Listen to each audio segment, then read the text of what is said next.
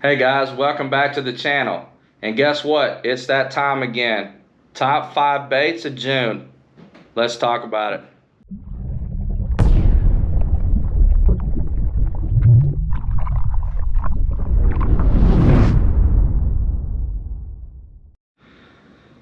Hey guys, so Off the Scales Fishing, Aaron here.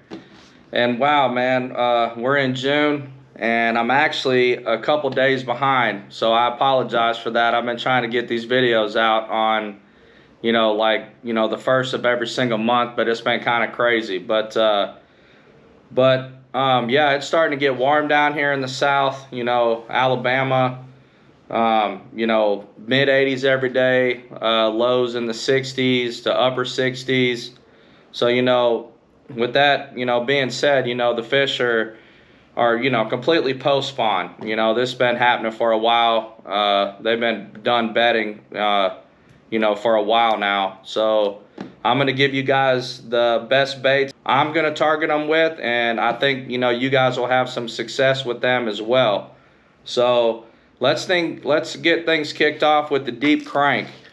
Man, I love deep cranking because it is power fishing, to the max. And I'm going to power fish, every chance I get. I mean, it is by far and away my favorite thing to do. And, some of my favorite deep crank is this Tactical DD.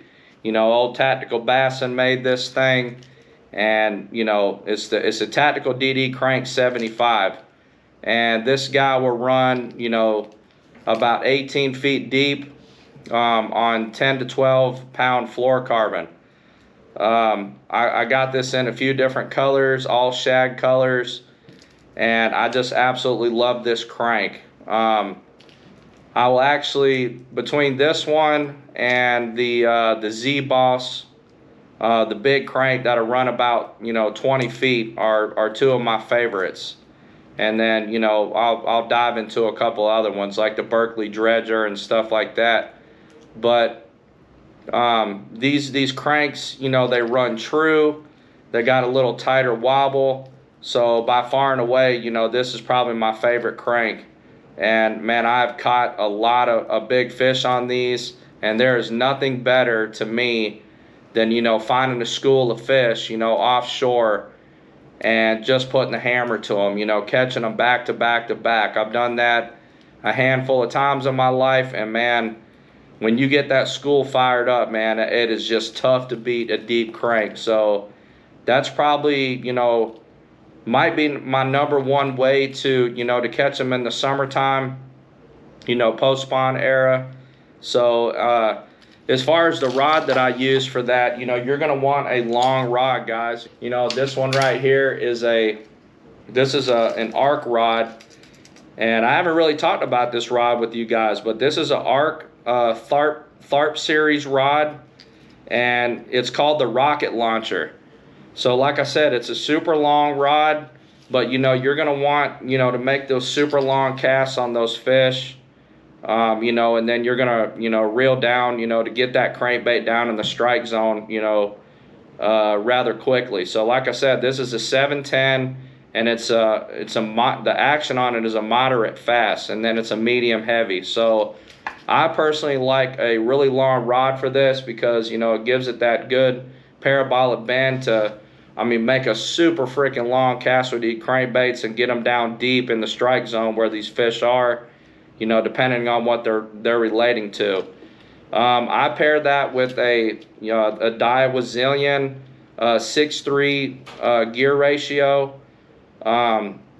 I think about a 5 or 6 speed gear ratio is about ideal for deep cranking and stuff like that. So, and then, like I said, I'll run, 10 to 12 pound Seaguar Brazex fluorocarbon. So that's pretty much the setup for my deep crank. Just absolutely love that technique in the summertime. And those are some of my favorite deep cranks. So that's probably my number one. So after that, guys, it has got to be the big worm, right? Oh my gosh, man. I just absolutely love fishing the big worm. One of my favorite techniques in the summertime, probably other than deep cranking, And you know, the old tried and true old monster 10.5, you know, to me is just really tough to beat, man. And I like to throw your purples. I got it like about 3 different, you know, specific colors that I really like to throw. One of them is called Spray Grass, and that thing seems to me like it just shines in like weedy lakes. I don't know what it is about it. I don't have the color on me today, but this Gooseberry color is not far off from the Spray Grass at all. It's this Gooseberry color. It's just one I got right in my hand here. And, you know, it's got a little bit of black on the top and then purple, you know, about midway, and then purple on the bottom, and then the whole tail is like purple. And then it's got this, you know, green, you know, flakes in it, and a little bit of red here and there. And man, this right here, guys, you have got to try, man. This is a phenomenal color to throw in the summertime. I've caught so many big bass on this color, in weedy lakes, non-weedy lakes. But that Gooseberry and then that Spray Grass have got to be, you know, probably my favorites as far as the big worm goes. I also got this Blackberry color, and I'm going to try it. It's pretty much just a black worm with purple flake in it. You know, so it's just got purple flake in it. But, man, there's something about them darker colors that get big bites. So, there's a couple other worms that I'll mess with, man, but I pretty much stay true to the old monster as far as my big worm fishing. As far as the hook I'll throw it on, my very favorite hook to throw it on is going to be the offset Spearpoint hook in the 4/0 or the 5/0. I really like these Spearpoint hooks a whole lot for the big worm. Because it goes back just a little bit further in the bait, you know, for better hookup ratio. Man, they're a light wire hook, so you get great hook penetration. So I will run those, you know, in the 4 or 5/0 for that big worm. So you guys check out these Spearpoint hooks. They're great for the, you know, the big worm technique. So just a quick tip for you guys, when I fish that big worm, about 90% of the time I'm not gonna peg that tungsten at all, you guys. You know, for a couple reasons. You know, usually this is an open water technique, depending on if you're fishing weed lines or what have you. But man, I'm just telling you guys, I get a lot more bites when, you know, when I just let that weight just swing freely. I know that when it's almost like the free rig, you know, so that weight's gonna go up there, and then, you know, it's just gonna give your worm that much more of a natural reaction. And then, you know, bass are curious natured, so you know when they see that weight and they're feeling that weight, you know, move back down the line, or that tungsten's hitting the bottom, it's making noise. So, you know, bass are very curious natured, and that's just going to get you that much more bite. So that's why I don't peg that weight. The only time I'm going to peg that weight is if I'm, you know, flipping into heavy vegetation or, you know, or what have you. But 9 times out of 10, I don't fish that big worm like that. So yeah, that's just a tip for you guys. Don't peg them. Don't peg your tungsten, and you will absolutely get more bites, guys. You know, I've already known this. You know, so you know, give that a shot, guys. As far as gear that I'm gonna fish it on, I have a dedicated lizard rod and a big worm rod is what I use this G Loomis IMX Pro. This one right here is a 7.7 length, and I like a longer rod for this as well. And then I got it paired up with a 8-to-1 Daiwa Zillion reel. Man, this thing is a freaking winch of a reel. You can see how big the winch, you know, is on it, the handle, I'm sorry. And man, you can just absolutely give them the business with this. You know, typically when you're fishing deeper, you know, you want a longer rod with the tip, you know, so you can work that bait. But then, you know, it's got plenty of backbone to, you know, absolutely give them a really good hook set. You know, when you're fishing deeper like that, you want to make sure that you get a good hook set on these fish, and things like that. So that's pretty much my big worm rod and reel setup for fishing that guy. So moving on to another technique that I just covered in a video, and that's going to be the 7-inch Demiki armor shads. And I got a couple different colors I'll share with you guys, but man, this is a deadly deep water, you know, summer bait for those big bass that are, you know, deeper and deeper water. First of all, it's a big bait. If you notice, guys, like, I mean, I'm throwing, I think summertime, and, you know, these fish are getting, you know, they may have a high metabolism and stuff like that, but, you know, the bigger bass are going to want bigger baits. So if you guys notice, I'm throwing big, summertime, I just think like, you know, big baits. And I'm trying to throw big jigs, big worms. This guy right here, you know, throwing bigger baits to get a bigger bite, you know, is what I think in the summertime. So this Demiki armor shad is, you know, just an awesome, you know, shad imitator. You know, it gets down, you know, deep fairly quick, and I'm going to give you guys my favorite hook to fishing on. It's an extra long shank hook, and it's in the 3/8 ounce size.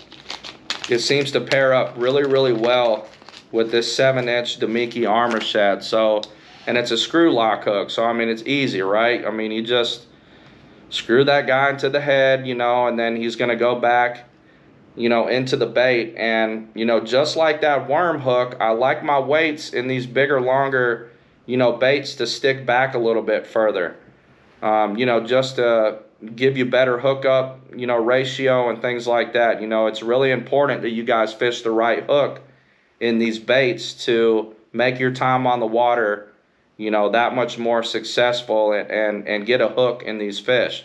So ways I'm going to fish this has a great fall to it. And, you know, if you use a 3/8, depending on how windy it is, you know, you always want to adjust your weight depending on how windy it is that day to get your bait down to where the fish are, you know, if you can see them on your graph. But one thing I notice about the fall on this bait, this tail wiggles on the way down, and it kind of does a spiral fall. It's got a great fall to it. Ways I'm going to fish this thing is just, you know, make a long cast, and, you know, you can reel really fast. You know, give this bait a super erratic, you know, action as it comes past these fish. And I just don't think they're going to have a choice but to lash out at it, because it's a bigger bait. The colors on these are just freaking phenomenal. So that's one way to fish it. Or, you know, you can let it, when you reel and then pause it, it's just going to slowly fall back down. It's probably when you're going to get the majority of your bites. Or, you know, if you come past a school, you could really fire those fish up, you know, reeling really fast. And, you know, when you reel fast, it's gonna give them like a reaction. You'll get a reaction bite.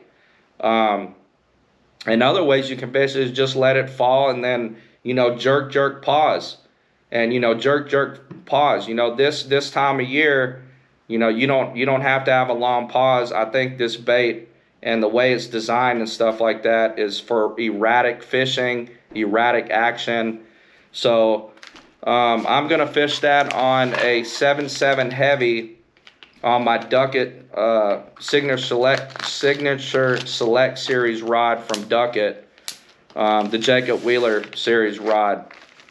Just because it's a heavy, but it's got tip, and I'm fishing deeper. It's just like these other techniques, you know, it's got enough rod to work, or enough tip to work that bait, but at the same time, it's got enough backbone, you know, to get a good hook set in those fish. So that's my third favorite technique. And then, of course, you got to have your standard, you know, Texas rig. And I picked out, you know, one of my favorite Texas rigs to fish in non-weedy lakes, and I think is just a phenomenal bait, is the Rapala City Bronco bug, or Rapala Crush City Bronco bug. And man, this guy is just a freaking awesome freaking little bait. It's got secondary action on it, you know, when it's sitting down in the water. I'm gonna peg him, you know, with the tungsten. I'll put a peg on there. And you know, you just got to have some Texas rigs. I mean, that's just a staple in the game, right? This Bronco does really good in rocks, you know, hard bottom, stuff like that is just a phenomenal bait. Now, if I'm fishing weedy lakes, I'll switch over to the cleanup crawl. The cleanup crawl does a lot better, I think, in weedy lakes than the Bronco bug. You know, stuff like that. But I absolutely love those two crawls right there. And the hook I'm going to fish them on is the Spearpoint as well, but it's just going to be the standard, you know, EWG hook. And the size 4 seems to fit really, really well with the Bronco bug. As far as, you know, when he sits up on that notch, you know, he sits about perfectly where he needs to in that bait. The cleanup crawl, you know, I'll fish the 4-aught as well. So, I mean, that's just a great hook, you know, for both of these. And then I'll fish it on like a, you know, a 7.3, like my Texas rig rod, my dedicated Texas rig rod. So that's my 4th technique. Moving on, man, you know, top water. Top water is a huge player this time of year, guys. Man, you know, and I'm going to fish the frog around any kind of vegetation that I possibly can. You just cannot beat a frog this time of year. It's just a whole lot of fun. Like this one right here is just your standard hollow body frog. I absolutely love this color, but this is just a popping frog. So just, you know, pops along. You can walk him. You know, I got a bunch of different styles of frogs. But man, frog fishing is just a whole lot of fun. It's just a blast to do. And then if I'm not, you know, and then, you know, you can throw him right up in the junk. He'll come through anything, and those bass will come unglued on it. You know, all throughout the day. It doesn't have to be a morning thing when it comes to a frog. You know, look for your shadier areas on your lake. Any kind of thick vegetation, you know, for these shallow bass, they're going to be down in that stuff. And man, fishing a frog is just, I mean, really, it's the best way to get big bites and, you know, catch those shallow bass. You know, this is a kind of a deeper technique that we talked about. You know, your top waters, you know, is obviously going to be more of a shallow thing, unless you're talking like you're walking baits off a points or what have you. So just can't beat a frog. So if I'm not throwing the frog, I'm gonna switch over to this horny toad, and I'm gonna show you guys some super cool colors that I got in the horny toad. And I'm just gonna fish that on your standard EWG hook, you know, running that right across the water and letting this bait do the action for me. But I'm gonna share a couple colors that I got with you guys that I think you guys will really like. This one right here is called Black Yellow Swirl. And you guys, I just think that is just an awesome freaking looking color right there in that horny toad. You know, these are going to imitate frogs to a T. And then I picked up this one called literally Tree Frog. Check this one out, guys. This one's pretty cool. Love this color. Man, I'm a freaking tackle addict, man. So I'm always on Tackle Warehouse looking at different colors. And, you know, a couple of these just really stood out to me. Man, I don't think, as far as a frog imitator, I don't think it gets any closer to that guy right there. I mean, it's got a little bit of red. You know, bass see red really well. They see greens. Man, this is just a super cool looking color. So a little bit of yellow on the belly, fades in a little bit of green, and then the red up top. Perfect freaking frog imitator, man. So, and then if you guys want to resemble shad, you know, I picked up this icicle color. I'll show you that one next. So this is the horny toad icicle, and this is, I mean, just a perfect freaking shad imitator, man. You know, this is gonna let off a ton of shine. It's got that silver flake in it. So, you know, that's going to be for like your, you know, I mean, this would be a great shad spawn color. I think that's why I picked it up. I just haven't, you know, had a chance to fish it all that much, but that thing is going to be a phenomenal, you know, bait fish color right there. So those are pretty much my top 5, guys, for the month of June. You know, of course, you know, right now it's getting warmer down here, but a lot of our fish are still mid-depth, you know, to being shallow. Of course, you're gonna have a few that have moved offshore, you know, your offshore humps. You know, they'll come up and feed on the long tapering points, and then they'll head back there, you know, later morning and stuff, and that's where you can really, you know, fish some of these deeper water techniques. Any kind of offshore structure, brush piles, humps, stuff like that. But a lot of our fish down here in the south are still mid-depth. You know, the water's definitely starting to get warmer, but it's not like crazy hot here yet. I mean, it's starting to get there, but, you know, come next month and things like that, you know, there'll definitely be some other baits that are going to be in play for even deeper water. But yeah, guys, I think that's going to do it for this video. I hope you enjoyed it. I definitely know these baits will help you guys out. You know, I encourage you guys to get out there on the water and catch some big summertime bass. And we will see you guys on the next video, and we'll see you guys out on the water. I hope you guys have a great day.